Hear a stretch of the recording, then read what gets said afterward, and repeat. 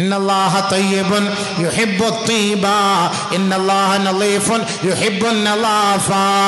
അല്ലാഹു വൃത്തിയുള്ളവനാണ്, അവൻ വൃത്തിയെ ശുദ്ധിയെ ഇഷ്ടപ്പെടുന്നു. പ്രവാചകന്മാരുടെ പാരമ്പര്യമാണ് അത്തഅത്തുറു, വൃത്തിയാകൽ, ശുദ്ധിയാകൽ. അതേപോലെ നബിയുനാ റസൂലുള്ളാഹി തങ്ങൾ പറയുകയാണ് വൽ ഹയാ, ലജ്ജ പ്രവാചകന്മാരുടെ പാരമ്പര്യമാണ്. ലജ്ജ പ്രവാചകന്മാരുടെ പാരമ്പര്യമാണ്. പെണ്ണുങ്ങൾക്ക് ലജ്ജ വേണം, ആണുങ്ങൾക്ക് ലജ്ജ വേണം. ആണുങ്ങൾക്ക് ലജ്ജ എന്ന് പറഞ്ഞാൽ എന്താ? ചുമ്മാ ഭാര്യയും ഭർത്താവുമായി ശാരീരികമായി ബന്ധപ്പെടുമ്പോൾ കഴുതകളെ പോലെ, മൃഗങ്ങളെ പോലെ വസ്ത്രം രണ്ടുപേരും ഉരിഞ്ഞു കളഞ്ഞ് വിവസ്ത്രരായി നിങ്ങൾ ബന്ധപ്പെടരുതേ. ഔ കമാ ഖാല ഹബീബുനാ റസൂലുള്ളാഹി, ഒരാൾ തന്റെ ഭാര്യയുമായി വിവസ്ത്രനായി ബന്ധപ്പെടുമ്പോ ഇസ്തഹ്യത്തിൽ മലായിക, മാലാകമാര് അത് കണ്ടിട്ട് ലജ്ജിക്കുകയും വഖറജത്ത്, ആ പുരയിൽ നിന്ന് ഇറങ്ങിപ്പോവുകയും വഹളറത്തി ശൈത്താൻ, അവരുടെ കുടുംബ ജീവിതത്തിലേക്ക് പിശാച് കടന്നു വരികയാണ്. അങ്ങനെ പിശാചിനെ സാക്ഷ്യപ്പെടുത്തി ഒരു ഭാര്യയും ഭർത്താവും തമ്മിൽ ബന്ധപ്പെടുമ്പോൾ കാന ശരീകൻ ലഹു ഫിഹാ, അതിലൂടെ ഒരു കുട്ടി ഉണ്ടായാൽ ആ കുട്ടിക്ക് ഈ പിശാചിന്റെ ശർറുള്ള കുട്ടിയായിട്ടായിരിക്കും ജനിക്കുക എന്ന് ഔ കമാ ഖാല റസൂലുള്ളാഹി. വിവസ്ത്രരായി ശാരീരികമായി ബന്ധപ്പെട്ടാൽ കുടുംബത്തിൽ വഴക്കുണ്ടാകും, പ്രശ്നങ്ങളുണ്ടാവും. അതേപോലെ കിതാബിൽ കാണാം, ഭാര്യയുടെയും ഭർത്താവിൻ്റെയും ഇന്ദ്രിയത്തുള്ളി ഒരേ തുണിയിൽ തുടച്ചാൽ കുടുംബത്തിൽ പ്രശ്നം ഉണ്ടാവും. രണ്ടുപേരും തമ്മിൽ പ്രശ്നമാവും. അതൊക്കെ ഞാൻ നേരത്തെ പറഞ്ഞിട്ടുണ്ട്. കുടുംബജീവിതമൊക്കെ കേട്ടാൽ മതി. തുണിയിൽ തുടയ്ക്കുക, ടിഷ്യൂ ബോക്സ് എടുത്തോടെ വെച്ചേക്കണോ? അവൾ കുറച്ച് പറിച്ച് അവൾ തുടച്ചു കളയട്ടെ, അവൻ കുറച്ചെടുത്തിട്ട് അവനും തുടച്ചു കളയട്ടെ. ഇതൊരു തോർത്തെടുത്ത് കയ്യിൽ വെച്ച് നീ തുടച്ചിട്ട് ഇങ്ങോട്ട് പത്തു, അതിങ്ങോട്ട് പത്തു, നീ തുടച്ചിട്ട് ഇങ്ങോട്ട്, അവൾ തുടച്ച് ഇവൻ തുടക്കുക, ഇവൻ തുടച്ചിട്ട് അവൾ തുടയ്ക്കുക.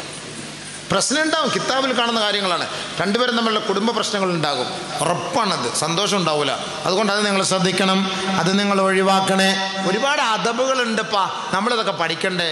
അദബുകളുണ്ട്. ചുമ്മാ എങ്ങനെങ്കിലുമൊക്കെ മൃഗങ്ങളെ പോലെ പോയിട്ട് മേലല്ല വേണ്ടത്. അള്ളാഹു ആൻഡ് റസൂൽ നമുക്ക് പഠിപ്പിച്ചു തന്നിട്ടുണ്ട്. ഭാര്യ ഭർത്താക്കന്മാര് തമ്മിൽ ഔറത്തുകളെ കണ്ടിട്ടേ ഇല്ല. നബിയും ആയിഷ ബീവിയും റളിയല്ലാഹു തആല അൻഹാ സല്ലല്ലാഹു അലൈഹി വസല്ലം. അതാണ് ഹയാ എന്ന് പറയാൻ കാരണം.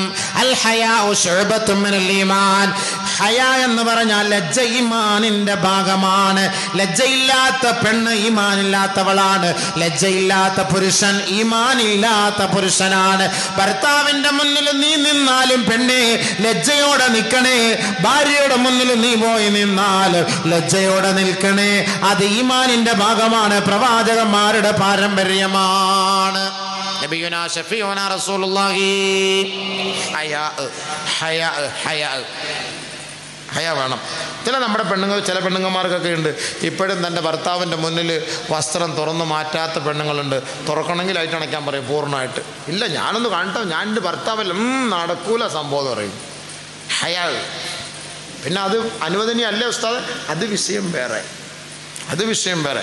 ഇന്നിപ്പോൾ ഭർത്താവ് എന്തോ നാട്ടുകാരെ മൊത്തം കാണുന്ന നിലയിലല്ലേ തുറന്നിട്ട് നടക്കുക. ഇനിയിപ്പോൾ എന്താ ഭർത്താവ് റോഡിലൊക്കെ പോയാൽ ലെഗിൻസ് എന്ന് പറഞ്ഞ സാധനമൊക്കെ ഇട്ട് നടക്കുന്ന പെണ്ണുങ്ങന്മാർ. ഇവിടുന്ന് നമ്മൾ പോകുമ്പോൾ വലിയ പർദ്ദായി നിക്കാബും മഫ്തൊക്കെ ഇട്ടിട്ടോ മംഗലാപുരത്ത് പോകുമ്പോൾ ഇതൊന്നും കാണേയില്ല. സംഭവം ഇതൊന്നും നമ്മൾ കാണില്ല, എല്ലാം കഴിച്ചു മാറ്റും.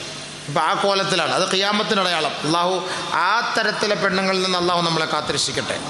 അങ്ങനെയുള്ള പെണ്ണുങ്ങളൊക്കെ നരകത്തിലാണ്. നബീന റസൂലുള്ളാഹി പുരികം ചെറുതാക്കുന്നവൾ, പ്ലഗ് ചെയ്യുക, പുരികം ചെറുതാക്കുക, പച്ച കുത്തുക എന്നൊക്കെ പറഞ്ഞാൽ ലവേഴ്സിൻ്റെ പേരെഴുതി വയ്ക്കുക. ഐ ലൗഡാ, ഓ ഐ ലവ് ഡ. അല്ല, ഉറുദുവിലും കൂടെ അതൊന്ന് അർത്ഥം ചിന്തിച്ച് നോക്കിയാൽ കറക്റ്റ് അവൾ പറഞ്ഞത്. അതിൻ്റെ അർത്ഥം കറക്റ്റ് തന്നെയായിരിക്കും സംഭവം. അള്ള കാത്തിരക്ഷിക്കട്ടെ. ഹിന്ദി അറിയാവുന്ന നമുക്ക് മനസ്സിലാവത് എഴുതി വയ്ക്കും. ഇപ്പം അങ്ങനെയുള്ള വിളി ഇപ്പോൾ ഡോ ഡി ദിക്റ് കൊല്ലുന്ന പോലെയാണ്. ഇപ്പം അങ്ങനെയാണ്. ഇപ്പോൾ സ്നേഹമൊക്കെ ഇപ്പം അങ്ങനെ ആയിപ്പോയില്ലേ. ഭർത്താവിനെ വിളിക്കുന്ന ഡാ, അങ്ങനെയാണ് ഇപ്പോൾ. അതുകൊണ്ട് അത് രണ്ടും ഭർത്താവ് ഭാര്യ ഡാന്നും ഭർത്താവ് ഭാര്യ ഡി എന്നും വിളിക്കുന്നത് കേട്ടിട്ട് ജനിച്ചു വരുന്ന കുട്ടികൾ വിളിക്കുന്നത് ഡാഡി. ശരിയല്ലേ? പാപ്പാടെ ഡാ എടുത്ത് ഉമ്മാടെ ഡീയിലെ കൂടെ ഇട്ട് കൊടുത്ത്. അപ്പോൾ രണ്ടും കൂടെ ചേർന്ന് ഡാഡിയായി. മക്കൾ വിളിക്കുന്ന വിളിയാ. അങ്ങനെയല്ലേ സംഭവം. അല്ലാ, പഴയ കാലത്തെ വയസ്സന്മാരെന്ന് ആലോചിക്കുക. ഇതൊക്കെ എന്നത്തെ കാലം. നമ്മുടെ കാലമൊക്കെ പോയി, നിങ്ങളൊക്കെ രക്ഷപ്പെട്ട് വലിയ മഹാന്മാരായി. അൽഹംദുലില്ലാ. നമ്മുടെയൊക്കെ കാലഘട്ടം വൈറസ് കയറിയ മക്കളാണ്. ഇനി വരാൻ പോകുന്നത് വലിയ വൈറസിൻ്റെ മക്കളാണ്. ആൻറ്റിവൈറസ് കിട്ടൂല. ആ കാലഘട്ടത്തിൽ ഇനി ആൻറ്റിവൈറസേ ഇല്ല. അതിനെ നശിപ്പിക്കാൻ പറ്റിയ ആൻറ്റിവൈറസ് ഉണ്ടാവില്ല. അങ്ങനത്തെ മക്കളാണ് ഇനി വരാൻ പോകുന്നത്. അള്ളാഹ് കാത്തിരക്ഷിക്കട്ടെ, അള്ളാഹ് കാത്തിരക്ഷിക്കട്ടെ, അള്ളാഹ് കാത്തിരക്ഷിക്കട്ടെ. കാലം എന്ന് പറഞ്ഞാൽ ഈ ആലമുൽ അർവാഹിൽ വെച്ച് അള്ളാഹു സൃഷ്ടിച്ചു. പക്ഷേ അതിങ്ങോട്ട് പ്രൊഡക്ഷൻ ചെയ്യണമെങ്കിൽ കല്യാണം കഴിക്കണ്ടേ? അതവിടെ കിടന്ന് ഈ റൂഹ് മുറ്റി മുറ്റി മുറ്റി മുറ്റി മുറ്റി മുറ്റി മുറ്റി മുറ്റി അങ്ങനെ ഒരു 50 വയസ്സിൻ്റെ റൂഹായ മനസ്സിലാട്ടങ്ങി ഇറങ്ങി വരുന്നത്.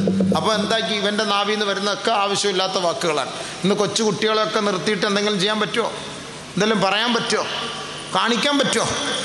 LKG UKGയിൽ പഠിക്കുന്ന കുട്ടികൾ പുറയിൽ വന്നിട്ട് പറയാം, ഉമ്മ ഉമ്മ എൻ്റെ സുധീർ എന്ന് പറഞ്ഞ ഒരു കുട്ടി ഇങ്ങനെ കാണിച്ചുമ്മ, അതെന്താ ഉമ്മ? ഇങ്ങനെ കാണിച്ചുമ്മ, അതെന്താ ഉമ്മ? ഈ അടുത്ത സമയത്ത് കിട്ടിയ റിപ്പോർട്ടാണ്. സ്കൂളിൽ കുട്ടികൾ എന്താ പഠിപ്പിച്ചു കൊടുക്കുകയാണ്, കോളേജിൽ പഠിപ്പിക്കുന്ന കുട്ടികൾ പഠിപ്പിച്ചു കൊടുക്കുകയാണ്. ഇങ്ങനെ കാണിക്കുന്നു, അങ്ങനെ കാണിക്കുന്നു എന്നൊക്കെ. പൂവ് കൊണ്ടു കൊടുക്കുന്നു. ഇങ്ങനെ ഈ പൂവ് ഇങ്ങോട്ട് LKG മുതലൊന്ന് ആലോചിച്ച് നോക്കണം. പൂവ് കൊടുത്ത് അങ്ങോട്ടും ഇങ്ങോട്ടും ഇപ്പോഴേ പ്രണയം തുടങ്ങുകയാണ്.